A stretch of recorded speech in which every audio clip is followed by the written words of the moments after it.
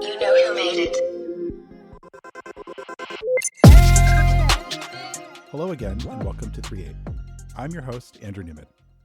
3reate features two types of episodes in a single feed, weekly and interviews.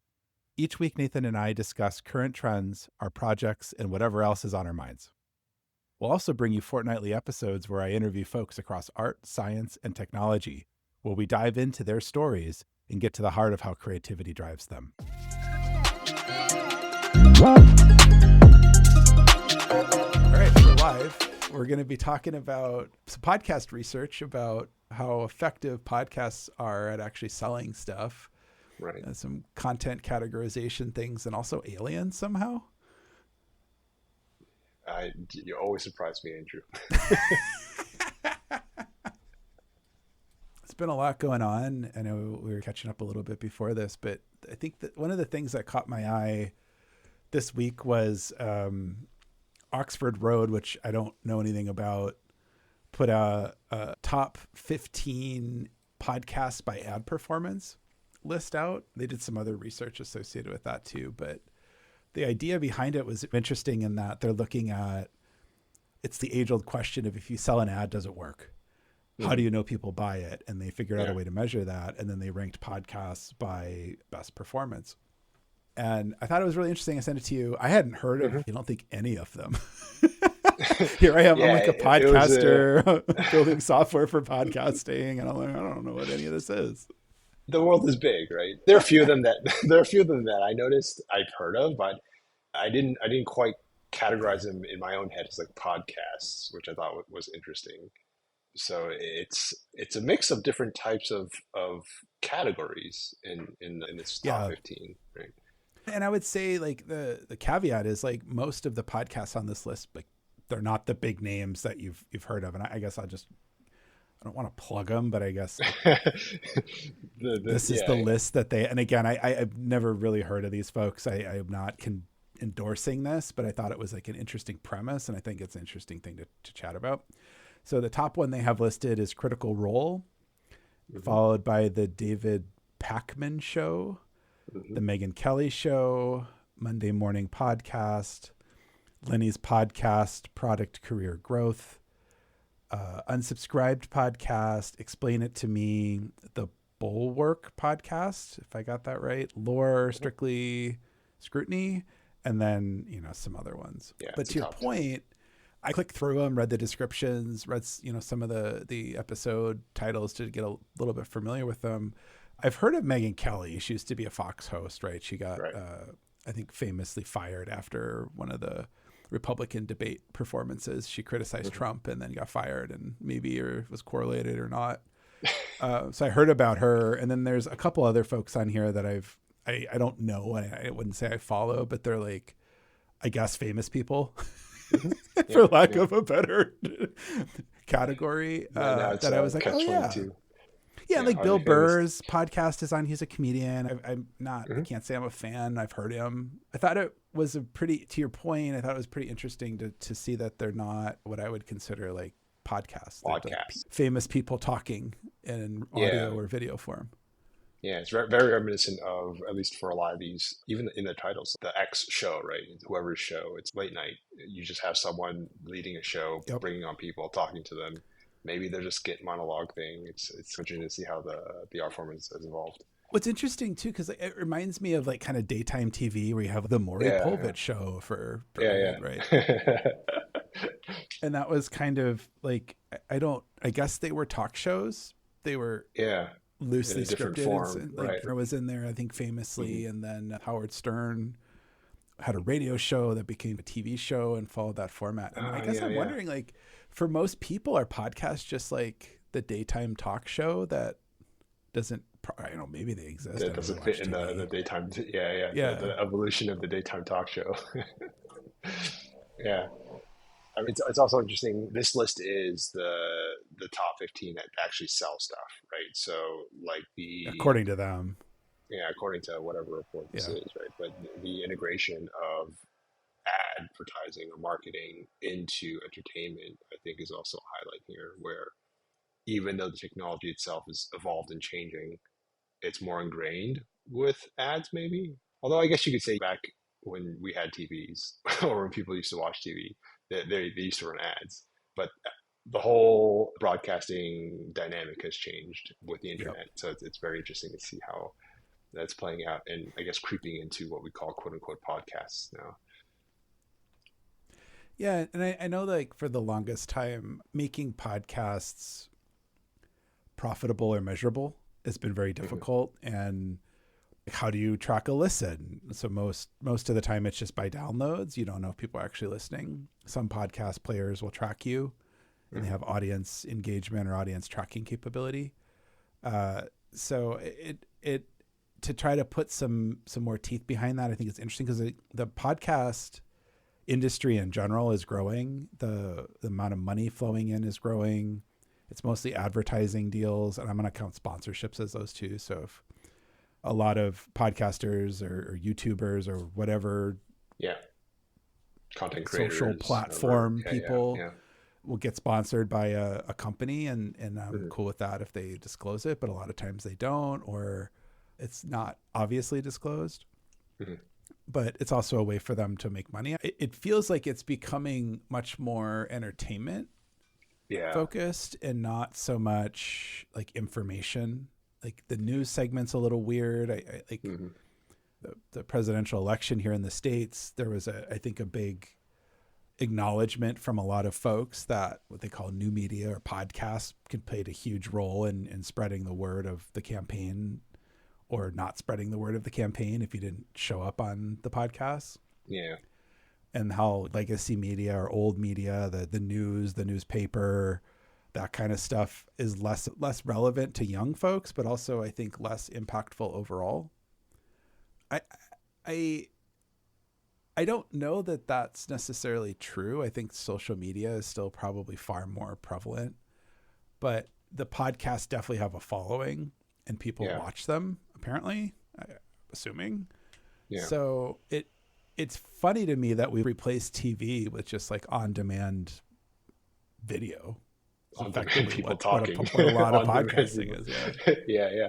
The call you made about the entertainment level of podcasts and its evolution, I think is also interesting because I've been listening to podcasts for a long time and it's been like a slow change, but it used to be like you listen to podcasts for edutainment purposes, like you're learning about something specifically. So like a low production documentary or something like that, or next level journalism or something. And now it's more like just people jumping on videos and talking to other people about random things. Us?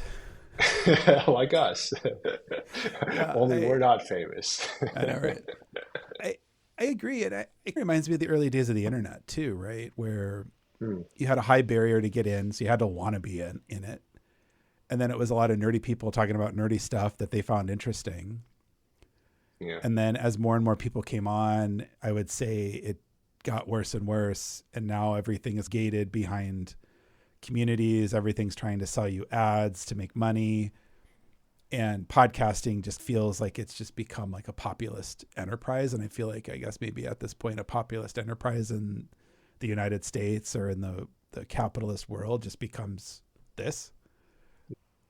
I think there's still niches around that are interesting, and some of those on that list, people are probably screaming, how do you not know? How do you not know XYZ? Yeah. If it comes to entertainment or pop culture, there's a high probability I don't know. I try very, very hard to stay out of the news. You got a pretty major event needs to happen for me to figure it out in real time, at least. Like I'll reading News Weekly, which is maybe something to talk about. But I think the edutainment thing then becomes money factor, becomes ways for people to try to invest and make money. The ad thing too is again, this podcast is not ad supported and no plans for that. And it works just fine. It works versus makes money, I think, are two different questions. But but is the purpose of your podcast to entertain, inform, or is it to make money? And I feel like when you start putting in a bunch of ad dollars, then you start thinking about the content in terms of we need a hook to keep people into 10-minute 10 so that we can read the ad. And if we lose them, then we read the ad. And that becomes much more of like the strategic context of what you're doing. And then it becomes directly correlated to the product. And now everyone needs to start fitting that format. And that's something like I found with our format. It's anti-algorithm in that we don't have a singular focus that we talk about constantly, right? Which is bad for discovery. It's bad for the algorithm. I don't care. That's what I want to produce. Yeah. I just don't like the leveling of populism. Because you lose what I think is the interesting stuff. Because diversity provides, what is it, necessity? Is that the phrase? But diversity produces things that are unforeseen. Whereas when you start putting money behind it and starting to measure everything, you get categories. And then it's, you can't be relevant in this space because you're not a beauty influencer. But I can have someone on the podcast who knows about cosmetics. And I can ask them intelligent questions and learn about it and spread that information. But that content will probably never reach the people who are interested in that because I'm not in this predefined niche. And it comes back to this problem of discovery that I keep bringing up. Yeah. In fairness, this isn't a problem strictly to podcasts. I think music is probably one of the earliest domains that have this issue where you have music discovery is inhibited by what we call genres. So someone who's interested in X genre would be interested in another song in the X genre. Maybe, maybe not. I don't know. But then you have something like pop, which sort of by definition, you can't be in the category unless you have a certain type of je ne sais quoi, right? I don't disagree, but I think the mechanism of discovery for music has in modern time been better. So I think it used to be like music was defined as like orchestral, and then people started breaking out and you get different kind of categories of like jazz and gypsy and all this kind of other stuff. And it's the same instruments producing the sound. Stringed instruments start to get popular. You get kind of folk and bluegrass, and then someone amplifies it and you get rock and roll, and then that becomes really popular for whatever reason. A lot of money gets thrown into it in the 40s, 50s, and 60s. But at the same time, the accessibility of that industry dropped as well because industrialized instruments became relatively affordable. Like guitars weren't $5,000-$6,000. Violins weren't 2 years' wages. And more people could experiment, and then you could see them perform. You could have friends who did it, and there was an indirect social network at play. You could go to the record store once the record technology became prominent, and then you could find people who are really into that industry, I guess, music. Yeah, sure. In ways that most people probably wouldn't be, and then you could discover. The problem with like modern stuff, and podcasting is this way as well, and we've talked a lot about it, is that the algorithm doesn't lend to that same experience. Because if I were to walk into a record store, and most record stores today are also still pretty good like this, that you can walk in and there'll probably be someone working who knows something about some weird, obscure thing that you're interested in, and they can recommend more or give you a resource to go find it, right? They'll know enough about like a library and a librarian, right? Like it's the same exact, exactly. Yeah, it's the same exact principle as like a librarian. Come in and say, these are the authors I'm interested in, or these are the topics I'm interested in. If they don't know offhand, they can go to the catalog. They can help you navigate that catalog to try to find. They're studied in the art and science of the industry, the field, whatever you want to call it, but then also the process in which the information is disseminated and cataloged. Music genres, book themes, book topics, categories, authors, that kind of stuff. The algorithm doesn't really seem to be like that. For me, it's like it heavily depends on you to initiate. So you search for something, right? That's what everyone does now. And then it hopefully gives you what you want. Theoretically, it'll find that for you. But then it stops. It'll, like YouTube, Spotify, Apple, they'll all these recommendation engines, and they'll recommend stuff, but it almost always is popular stuff, right? It's going to recommend you the most popular things. You've been brought into a category, and it's going to just assume you really like that. And maybe you do really like that. That's great. But you'll never get exposed to the Beatles if you're only going in and looking for Elvis. But you might really like both. And so that's the prevailing concern that I keep bringing up, is that the algorithms are great in that it can find stuff and it can recommend stuff, but we've lost that very human chaos element that actually breeds diversity in information of whatever we're talking about. And then I think that does a disservice to everybody in our culture. Yeah. And I think our culture dies because you lose the ability for people to express, and then you lose the ability for people to discover. And I think that ability to discover is pretty much broken. Like, you can find people in your own weird little niche, but your weird little niche doesn't get exposed to anyone else's weird little niche unless they're adjacent. And that would naturally happen anyway. You're always in the punk rock section at the record store. You're going to find somebody who's into like free jazz or something like that, right? You're like, oh, that's cool. It's not really my thing. I like it. Yeah. So it boxes and separates us so much. I think you're onto something, and I need to get fact checked on this, but I think it was Spotify, but this idea of music DNA, where they were very proud of developing this new way of determining like to like, or something you may like based off of something else, and they tagged it like music DNA, right? I feel like you're right on that. Yeah, you might be onto something here, where we just haven't applied that sort of thinking to other domains like movies, books, or what have you. It's not so much of what type of book, what type of movie it is, but instead these elements of noir, or like the lighting style, or something more granular that we haven't quite identified yet. And with the capability of compute that we have now, we might be able to. So it's interesting to explore. I was thinking about this a little bit this week too, and what scares me is I've coming to the conclusion that I think most people don't want to explore or discover. Yeah, I buy that actually. Yeah, it's change. It's something new. Many people don't like change. Many people don't like new things. Yeah. and my question that I never really got to the answer to this week, at least. Tune in next week. And every week after that. Like and subscribe, smash the like button. The thing that I didn't quite reconcile was, has it always been that way? Or have we, the algorithmification of society, really just broken that? Because I feel like discovery, creativity, all those things are pretty cyclical in history. When there's abundance, people are more into trying new stuff.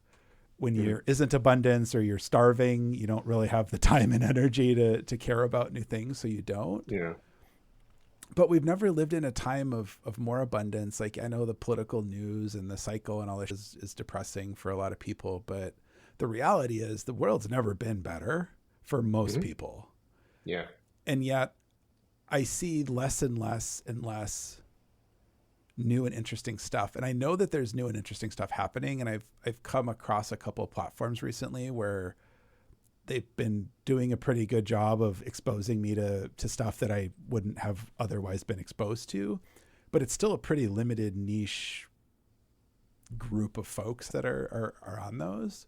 Yeah. I think a lot of people confuse discovery of like new and novel stuff with like lack of information about something else of another topic, and they get exposed to something that anyone in that category would probably know about or be interested in, but then they themselves don't know, and so then they think that it's novel and new, which I'm not trying to like shame anyone, but it's also, that's not my point. My point is trying to think of an example of something from this week that I learned that I didn't know about before.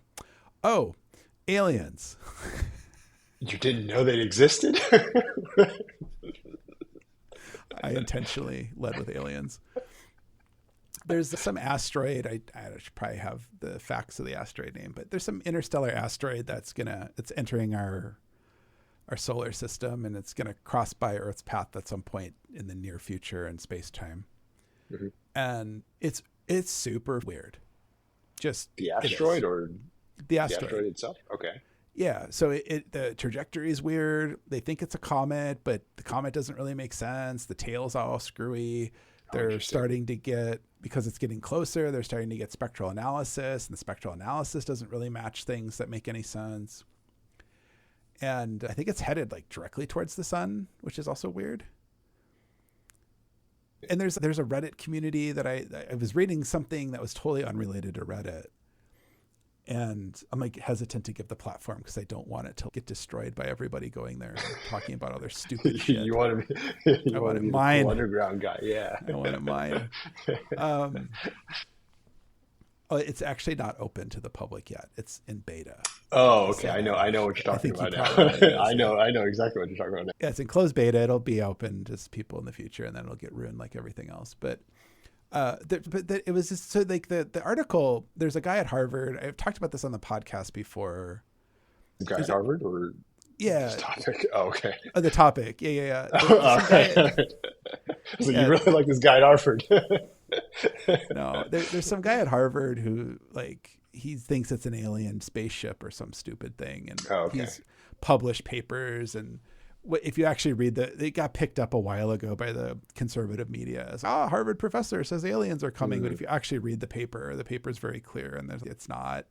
We basically just did that for clickbait, and the reality is this is a weird thing that we should study more. I agree with it's a weird thing. What I found interesting, I was reading an article about it, and I don't know if this is real or not, so don't take my word for it, but there were mass amounts of nickel coming out of this thing, allegedly, which is weird because comets, as far as I understand, don't really produce tons amount of nickel. Yeah. And I was like, that's weird. And there's a couple other elements that they mentioned in this article, and they were just talking about how weird this thing was. And so I was like, okay. So I start Googling it. I find, of course, Reddit has this whole big thing on whatever asteroid, comet, interstellar object this is. And I started to read about it, and it just goes off the walls very quickly about people claiming it's some lost civilization, it's future human. I mean, it's all the same kind of shit. Sure. Whatever. I don't honestly, I don't think it's aliens. I think it's probably just some weird asteroid or comet. I've pissed off everyone now. But what I thought was really interesting was like, okay, nickel's a weird element to be emitting. And so I Googled what heavy or what, I don't remember what I Googled something around like nickel. I was like, what produces large amounts of nickel? Apparently fusion. Oh, as a byproduct? Yeah. I think it's nickel 40. Don't quote me. But, and I was like, that's strange. And so then I was thinking about it, and then I was digging a little bit deeper, and I found some more like threads from people being like, this is clearly fusion propulsion system, and they're refueling in the sun. And I find this stuff really interesting because it is so creative to conjecture these these ideas, stories and ideas about what has to clearly be this. If you don't give reasoning, you're crazy. If you give reasoning and it doesn't match what other people think, you're still crazy. But I find it more interesting because you're like, you're crazy regardless. Sure. Yeah. But I was like, oh, wow, this is actually fascinating because there's some pretty smart people in there giving some pretty good evidence of it. It's probably cold fusion because blah, blah, blah, blah, blah. And I'm like, all right, maybe. And then everyone else is conjecturing it's obviously aliens. So I was like, well, that's interesting because, well, no, like my skepticism of aliens went down like 1% after reading into this for like. So what's it at now? I think I'm at like 2%. Okay. Yeah. And then a lot of people get out of it by saying that it's probably not aliens, but it's probably an alien spacecraft. Okay, sure, yeah. I won't give the odds on alien spacecraft. Interesting. But anyway, I was like, so I was thinking about it, and I was like, the only two logical, I think there's three logical conclusions. One, all of this information is wrong. The data is wrong. Yeah, I was going to ask, like, how do they know that it's nickel? Yep. How have they confirmed it's far well, and it's allegedly producing radio pulses in predictable ways. It's what instruments they're using to measure. It'll accelerate and decelerate, and so that sounds like a controlled spacecraft or something, but the reality is probably just a bad measurement or some sort of echoing or something. There's all sorts of really well understood feedback reasons of this kind of stuff that happens.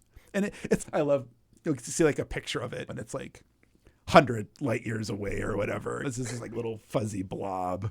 It's not 100 light years away, but I think it's out past Jupiter or something. So it's millions of miles away, and it's this grainy pixelated photo. And people make it sound like I have my like iPhone and I'm taking a picture of something across the room, and it's like super detailed and really obvious. And it's like, come on, folks, like we're working with very non-precise things, and it's really cool that we can even see this thing coming. Like, I think the science on this shit's really cool, which is the only reason I'm bringing it up. And I want to have an astrophysicist or a physicist on. So if anybody knows one, email the podcast. That would be awesome. Yeah. Yeah, because I want to, like, maybe nickel whatever is like super common in comets, and just nobody bothered to like actually look at it. I think it's just a really fascinating object. And so the 3 reasons would be: 1, alien spacecraft. It's real. Look out. 2, the instrumentation and data that we're getting from this thing millions of miles away is faulty or wrong, or it is exactly what it looks like, and it's just some really strange comet thing that has a perfectly logical, rational explanation as to why it's doing it. We just haven't observed it before. Yeah. I think those are the 3 primary. Yeah. But you learn. Okay, so try to tie it back in. You learn this. Why did you do discovery? It was okay. Yeah. Okay, so that's the kind of shit that I'm like, I would never go looking for that. I wouldn't know to look for it, frankly. I did read a thing about it a few months ago. Like I said, we talked about it on the podcast. I think it was Dimitri and I were chatting, and I was like, what are you talking about? Alien spacecraft. So I was like, wow, there's this really interesting and then I promptly forgot about it on with life. And then I was on this platform, I was looking at stuff, and it had recommended this article, and I was like, oh wow, this is actually weird. Yeah. I want more of that. I want to be really clear. I don't want, there's so much conspiracy theory bullshit in that. Like, I'm interested in it a tiny bit because I think it's hilarious, but this is a real thing that is out there that we know that it is real. We don't really know why. Like, there's a lot of scientists have, I think, postulated option 3, which is it's just a weird thing that something. We just don't quite know why it's doing what it's doing yet. And as it gets closer, we'll see. And I guess if this thing makes like a right turn, then we know there's something really screwy going on. But and I would just, the alien thing, probabilistically, we're not alone in the universe. But if there is other intelligent life, are they really flying in their space car to Earth, the sun?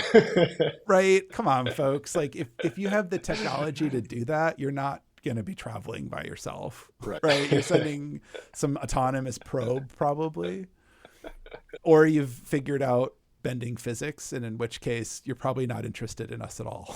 Yeah. We are like the ants in your world. When was the last time you went and tried to talk to an ant? Yeah.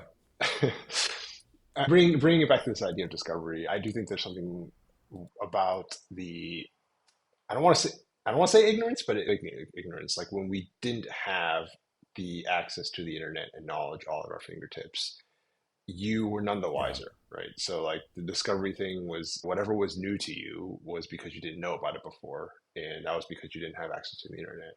But strangely enough, as we've had the access that we do have now, I feel like a lot of people maybe a little bit more selective in terms of what they even care about anymore, or because it's there and it's been there for a long time, they just don't care as much.